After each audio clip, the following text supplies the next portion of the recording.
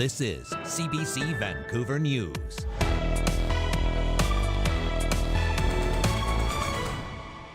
Really frustrating because there has been delay in getting my citizenship and everything.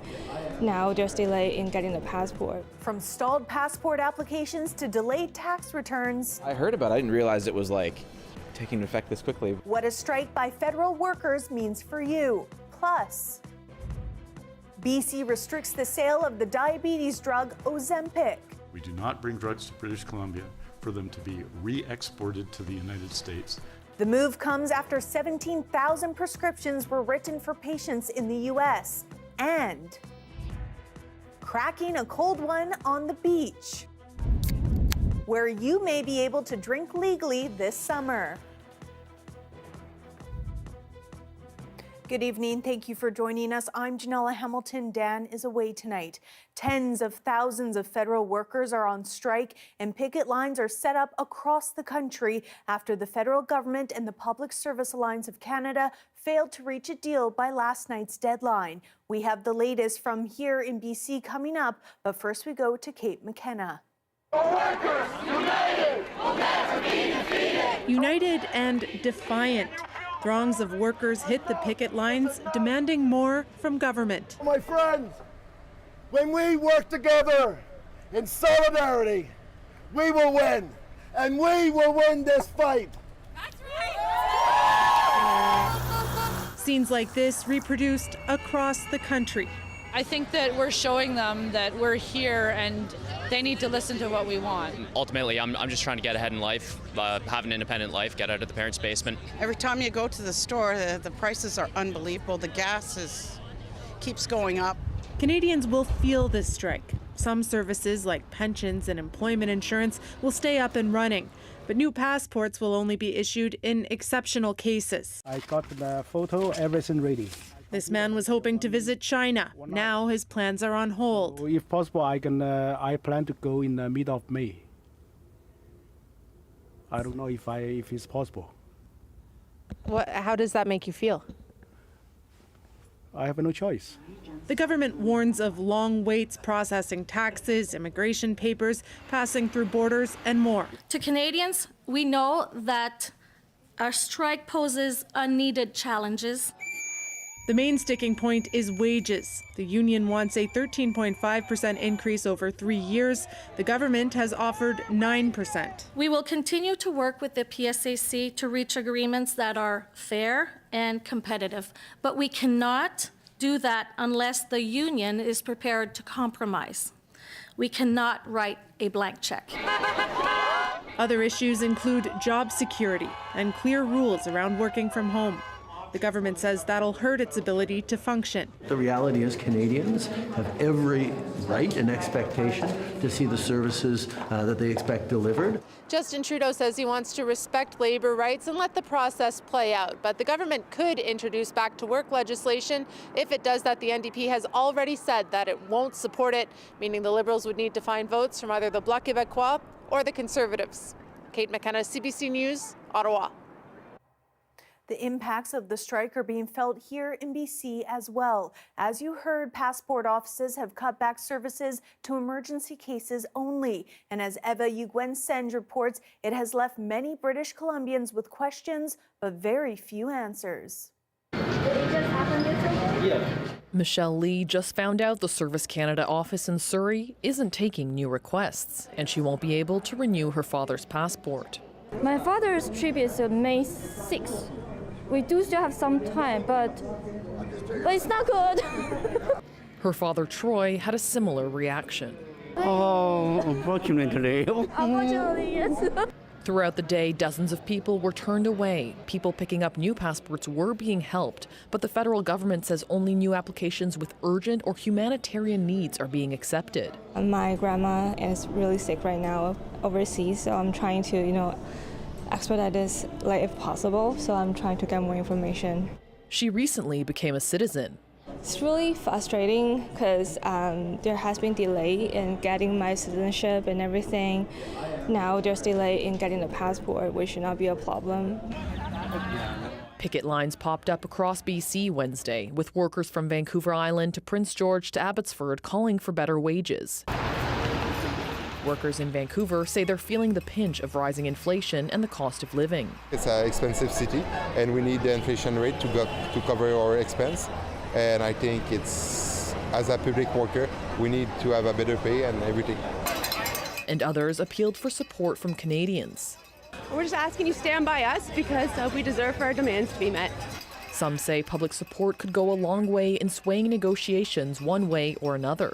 I hope anyone who's inconvenienced will pressure their member of parliament, pressure government to get a deal done. Meanwhile, Lee wonders how long she'll have to wait. Frustrated because at least we want to know what to do. We won't be able to come every day to check out what the status is. With negotiations between the union and the Treasury Board on pause, people needing new passports in BC don't have a timeline for when they'll be able to get them. Eva Yuguen-Senge, CBC News, Surrey.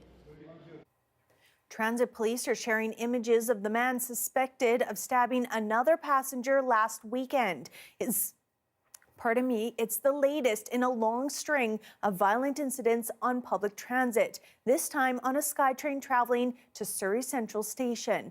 The attack happened just after 1 o'clock Saturday morning. Metro Vancouver Transit Police say the victim and suspect got into a verbal altercation before the suspect pulled out a sharp object and stabbed the victim in the abdomen. The 24-year-old Surrey resident was taken to hospital but has since been released. Police are asking anyone who has seen this man, described as 6 foot tall and wearing a black jacket and gray hoodie with the phrase "Trust no one" embroidered on the hood, to contact them.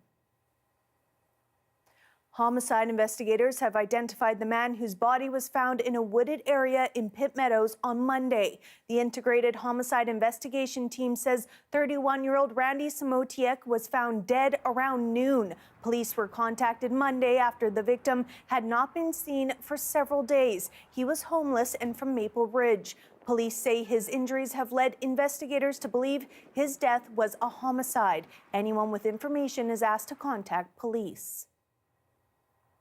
Testimony continued today at the coroner's inquest into the death of Miles Gray. The 33-year-old died after a violent confrontation with police in August 2015. As Belle Puri reports, the jury heard how Gray was pepper sprayed as officers tried to handcuff him.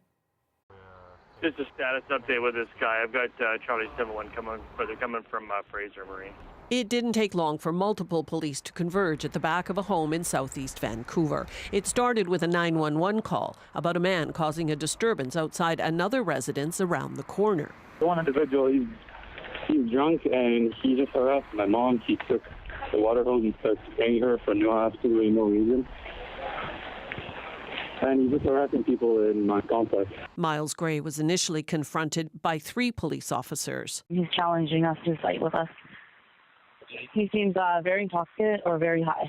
At a coroner's inquest, Vancouver Constable Corey Folkestad admitted to punching Gray in the head as hard as he could several times. He didn't think anything else would subdue the man other than shooting him.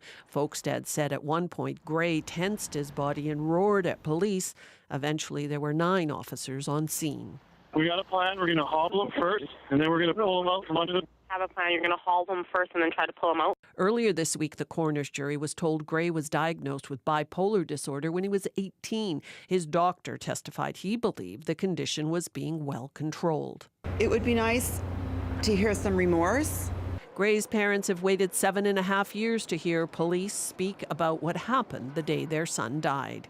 It's a fabricated story that they've made up, that they cannot specifically come up with a timeline. Actually, nobody is saying they saw anything. Apparently, they saw no blood. Nobody knows who hobbled Miles. By the time it was over, Gray had suffered so many injuries, an autopsy failed to determine his exact cause of death. One of the officers testified today during the struggle he was knocked unconscious by Gray. Almost 8 years later, he says he still suffers from that injury and has developed PTSD. Several other officers are scheduled to testify in the coming days. Belle Puri, CBC News, Burnaby. People who live outside the country will be restricted from buying the diabetes drug Ozempic. The province has introduced a new regulation to stop online and mail order sales of the drug to people who do not live in Canada, and those who are not in BC will have to make the purchase in person. The move comes following the discovery of a Texan doctor with a Nova Scotia medical license who wrote 17,000 Ozempic prescriptions in 3 months. They were prescribed mostly to American patients, a majority of which were filled at 2 BC online pharmacies. U.S. customers were turning to Canadian online pharmacies to purchase drugs at prices lower than can be obtained domestically in the United States. This is concerning. We do not bring Ozempic to British Columbia. We do not bring drugs to British Columbia for them to be re-exported to the United States. Ozempic is an injectable medication for type 2 diabetes. It has become popular as an off-label weight loss drug thanks to advertising and social media influencers.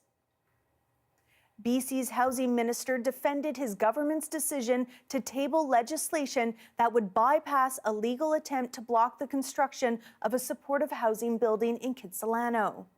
Everyone knows we're in a housing crisis. Everyone knows that we need more housing, yet too often we hear from communities saying we don't want it in our backyard. And the reality is everyone has to participate. All communities are going to have to participate to build the housing we need, and in particular, the supportive and affordable housing units. The project was approved by council in July. It was delayed after a legal petition was filed against the city, alleging it failed to follow proper rezoning procedures. But yesterday, the province introduced new legislation that, if passed, will allow the city to proceed with construction. Kaila says council decision is final and the new housing needs to be built swiftly. Almost 3 months after the inquest into the suicide of a Vancouver police constable, the department says it's committed to implementing all recommendations. Constable Nicole Chan was 30 years old when she took her life. The inquest heard that Chan had been intimately involved with 2 superior VPD officers and had filed a complaint of sexual assault and extortion against one of those officers. It also heard about Chan's history of mental health struggles. The 10-day inquest came back with 8 recommendations specific to the Vancouver Police Department that focused on training, recruiting, and human resource matters, including the VPD update its workplace policy to recognize rumors and gossip as unprofessional behavior, that mandatory psychological clinical interviews be part of every potential police officer's recruitment process, and mandatory annual psychological check-ins. British Columbians are getting a first-hand look at the brand new fast ferry that will soon operate between Vancouver and Nanaimo. The Vancouver Island Ferry Company says the new high-speed ferry will be known as Hello. The passenger-only catamarans will offer a 70-minute ride from Nanaimo to downtown Vancouver. Hello will start operating with 2 new vessels that are undergoing final tests and sea trials in Vietnam. They will set sail for BC next month. As we see more construction in this community and interest, we see families now being able to raise their children here, be educated here, and stay in this community. This city will continue to see significant growth and development, and connectivity with this ferry service is incredibly important to all of us. The company says a new terminal will be built on the island, which will include 400 parking stalls as well as EV charging stations. With summer right around the corner, the Vancouver Park Board is set to vote on a motion Monday focused on public drinking at select beaches. Justin McElroy has more. For the last couple of years, the Park Board has rolled out legal drinking in a number of parks across the city. Now they're planning to do the same on a pilot basis this summer for a number of beaches. So people, of course, are going to be wondering where. And if you take a look at this board, it lays it out for you pretty much everywhere with the exception of English Bay and Sunset Beach is going to be available as part of this pilot. In addition, they're also going to be voting on expanding the number of parks by about 20 where drinking could happen. But you're still going to run into the thing that was a little bit of an issue the last 2 years, and that is strange boundaries in terms of where you can drink or not. Take a look at this board for one of the places that is going to be legalized for park drinking going forward. The new places that people are going to be able to drink are not on sports fields or close to washrooms, and so it's going to be a little bit difficult for people to figure out. But for beaches, it should be full game this summer, and most of them assuming that the park board votes yes.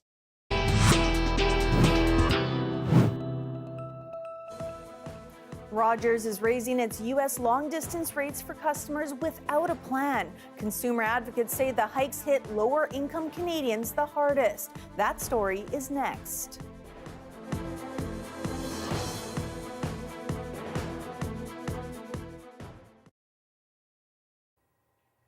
Thanks for staying with us during our commercial-free live stream. India is poised to become the world's most populous nation. By the middle of this year, it's expected to overtake China, which has held the top spot for more than 70 years. New data from the United Nations estimates India's population at just over 1.4 billion, nearly 3 million more than China. As Shalima Shivji explains, India's new status highlights divisions within the country.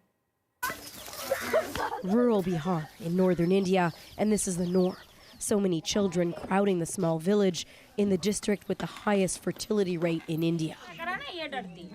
A community worker preaching family planning doesn't get far. It's a snapshot of one of India's least developed states, where the population is exploding, and many young mothers feel like Chandani Devi, societal pressure for a treasured boy. This is my fourth baby girl, she says, but I was hoping for a boy. The strain of a growing population in one of India's most populated states bleeds to the big cities. On the streets of Delhi, young people congregate, waiting and hoping for the possibility of earning a day's wages. Mohammed Asif Alam is a mason by trade from Bihar. There's no work back home, he says, so we come to Delhi, but here too, there are no guarantees. We struggle. I'm far from my family and alone, 20-year-old Avdesh Kashyap says. But what choice do I have? I need work to feed my children. India, now considered the most populous country in the world, ahead of China, has hit a milestone that comes with a unique set of demographic challenges. The population data across the country shows wildly varying birth rates from state to state. Essentially, there are two Indias. The north with very high birth rates and so many young people, and the more developed south, where the population is aging. That sharpening divide is also cause for concern politically, says this expert. Since there are fewer number of people in the south, they're going to have fewer, smaller constituencies. The divide between the north and south will be much more than just numbers. And that will be a divide difficult to deal with politically.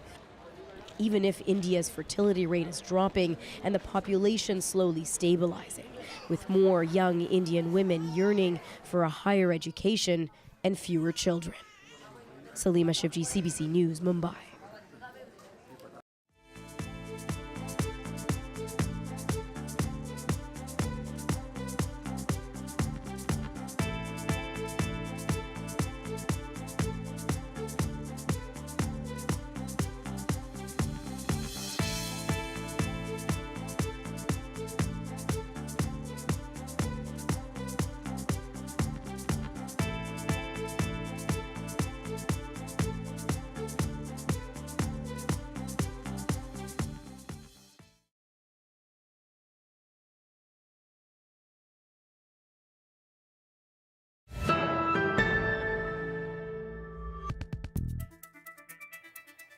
Some Canadians will now pay even more to use their cell phones. Rogers is hiking rates for calls to the U.S. to $1 a minute for those without a plan. It's just one of several recent price hikes by Canada's big telecoms. And as Sophia Harris tells us, it comes just as Ottawa is pushing for more affordable prices. Crossing the U.S. border for a recent trip, TELUS customer Bruce Leslie needed to download his vaccine passport. He says it cost him $50 in roaming charges. That doesn't seem to be rational. It just seems to be out of control. Next time, Leslie will get a roaming plan. But he's disappointed TELUS's daily U.S. roaming rate jumped last month from $12 to $14. When you're a regular customer paying, whatever you're paying, $75 to $100 a month, and then they just keep adding stuff on, it's just too much. In March, TELUS and Bell each upped their daily roaming rates by $1 or $2. And Rogers is now raising its fee to make calls to the U.S. without a long-distance package to $1 per minute. Right now, the pressure is for them to keep their plan prices low. Ottawa has directed Canada's telecom watchdog, the CRTC, to ensure wireless services are affordable. This consumer advocate suggests the recent fee increases are a way for the telecoms to maximize profits without raising alarm bells. We are definitely seeing this little creeping of fees in all of the little tiny pieces that add up collectively to quite an impact on customers. The Canadian Wireless Telecommunications Association says there are plenty of phone plans on the market with special deals. But some phone plan prices have also gone up. Bell, Rogers, and TELUS each recently hiked their basic talk and text deals by $2 or $3 a month for new customers. This anti-poverty advocate doesn't approve. These telecom companies, they need to stop being so greedy. I really can't understand why they need to do this. We reached out to the big three telecoms. None offered a reason for their price hikes. StatsCan says wireless costs have declined by 30% since 2019. But the CRTC is still concerned, at least about roaming fee hikes. It plans to launch a probe into the issue. Sophia Harris, CBC News, Toronto. SpaceX has launched the most powerful rocket ever built. The Starship took off from a launch pad near Brownsville, Texas today, but it's a launch last week that has amazed skywatchers. Carla Ulrich has the latest. This is the jaw-dropping swirl that lit up the night sky early Saturday morning. Those lucky enough to see it were quick to snap photos of the phenomenon. Talia McDonald was on the Dempster Highway when she saw it. She didn't know what she was looking at and quickly snapped photos for proof. Had no idea what was going on, thought it was a UFO. Turns out it wasn't a UFO after all. Earthlings did it. 4, 3, 2, 1, ignition. Engines full power, and liftoff. A physicist with the University of Alaska Fairbanks says a SpaceX rocket likely caused the magical moment. The Transporter 7 mission took off a few hours before this shape hovered above. When they're finished with their mission, they will actually sort of eject some of their propellant. And when that goes out in space and the sun is shining on it, you can see that in the sky if you're dark on the ground. Hampton said it was Aurora watchers that reported it, and he knew right away what it was. For McDonald, the mystery is solved, but she'll never forget that night. It was getting stronger and stronger and brighter, and it was actually moving across the sky. It was a bit spooky because we were the only ones on the highway. It might have been spooky, but she was lucky. Hampton said the moment only lasted for 5 minutes. Carla Ulrich, CBC News, Yellowknife. Here we have a live shot of Harbor Center. Kuljeet will have your full forecast coming up next.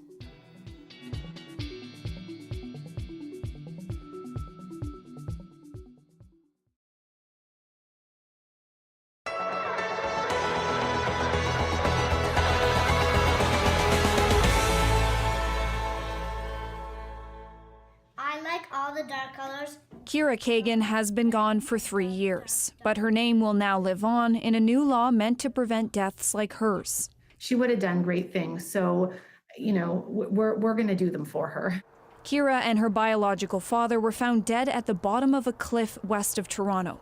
Her mother, Jennifer, believes it was a murder-suicide.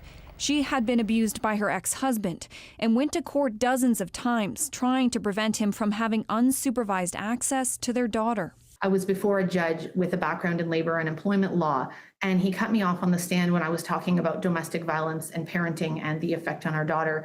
And he said, domestic violence is not relevant to parenting, pathological lying is not relevant to parenting, and I'm going to ignore it. Kira's law will require federal judges be educated on intimate partner and family violence, including coercive and controlling behaviors. Kira's stepdad, himself a family lawyer, says too often judges have not believed emotional and psychological abuse is a sign someone could be a bad parent. We're still using really outdated stereotypes on what domestic violence looks like in the current modern society. It's no longer bumps and bruises. Judges will now also have to consider making someone accused of abusing their partner wear an electronic monitoring device as a bail condition. When a woman or family member chooses to seek protection for themselves and their children is the most dangerous moment. This, in fact, is one reason why women often will stay with an abusive partner. They feel as though if they stay in the relationship, they can protect the children from being alone with the father. This law will only apply to federal judges, but the hope is it will spark similar changes in provinces and territories and throughout the entire child welfare system. Marina von Stackelberg, CBC News, Ottawa.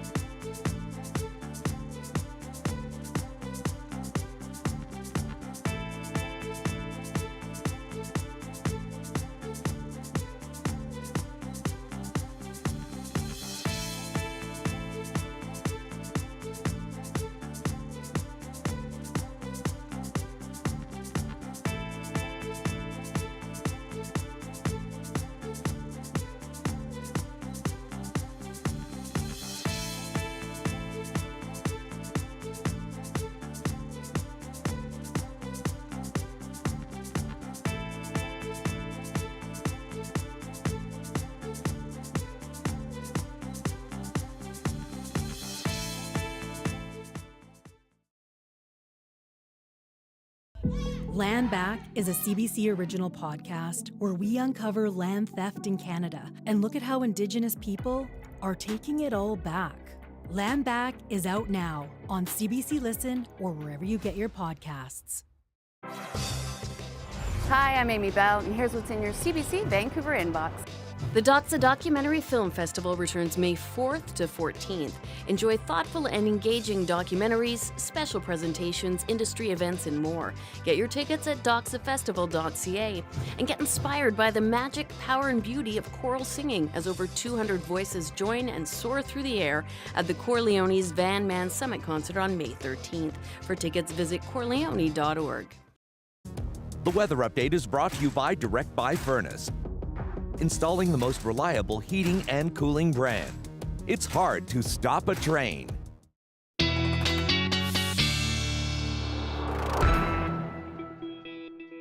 Well, Kuljeet, this morning it was super chilly, but by the time I made it outdoors this afternoon, it warmed up so quickly. Is there more sun on the way? You know what we saw today is what we're going to see over the next week or two, a change from cold to that spring-like weather that everybody's been waiting for so long. Today's high was 11 degrees, just below the average for this time of year, so it is a little bit colder than what we're used to this time of year. Overnight low of 4, it should be around 5.5.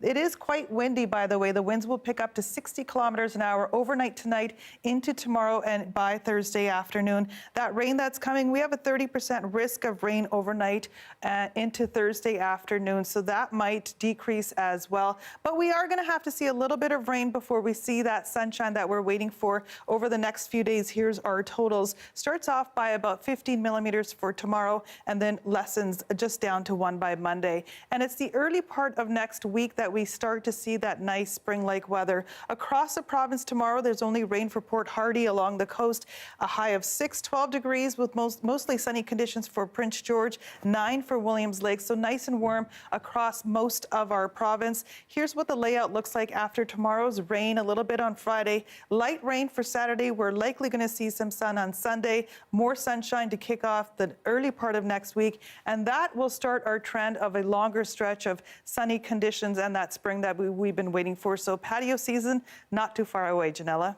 Oh, that is a hefty promise there, Kuljeet. But I'm very happy to see some sun in our future forecast. So thanks so much for breaking all that down. You're welcome. That is your late news for this Wednesday. Thank you so much for watching. For news anytime, visit our website, cbc.ca/BC. Your next local news is on the early edition on CBC Radio 1. That starts tomorrow morning at 5 a.m. Have a great night.